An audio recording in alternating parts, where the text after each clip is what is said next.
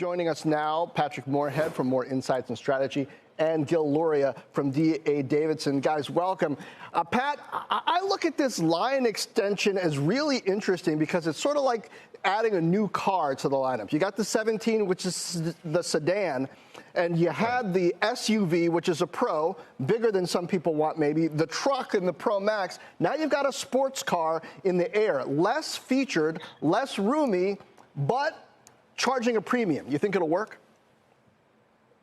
It's a crapshoot, John. I mean, nothing that Apple brought out here was definitive on anything that can move revenue, decrease cost, take share. And I think the market saw this, and it's at the same place that I am. And if I look at those 6 things, ASP lifts, accelerating replacement cycle, share shift, new category, product or service, new service attached, lower cost, a lot of thesis, a lot of nice products, John. But if you're adding this is not a new category. I think the first thing that the iPhone Air is going to cannibalize is the iPhone Pro Max versus some premium Android device. Interesting. Gil, do you agree with that? I mean, if you wanted the Pro Max, bigger phone, more horsepower, a lot of camera power, it seems like the Air might not be in your sights. But then at the same time, I wonder, is this AI delay from Apple really going to hurt them from here? Or do you think they did enough with the core capabilities to keep that core customer? Yeah, most of the improvements were incremental, to Patrick's point. On the Air, though, I would say they are appealing to a different segment. I think the analogy to a sports car is a good one. It's sleeker, it's sexier. I'm going to guess consumers are going to buy it without a cover because then it stands out. We haven't had an iPhone with a really different form factor in a while. They coated the back, they coated the front. They're saying you could drop it without it breaking, without a cover. I think that's a new segment. What I would point out in terms of AI is that the live translation feature on the AirPods is AI.